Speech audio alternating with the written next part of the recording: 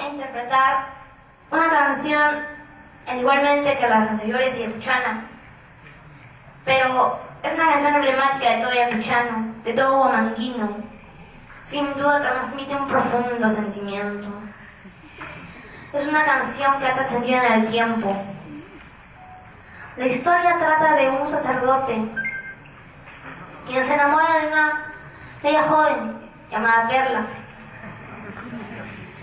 Y como esta relación era un amor imposible, el sacerdote decide abandonar Ayacucho, componiendo esta hermosa melodía. Pajarín mi ripuchicani, perlas chayay, manapita Dios nispa y perlas chayay.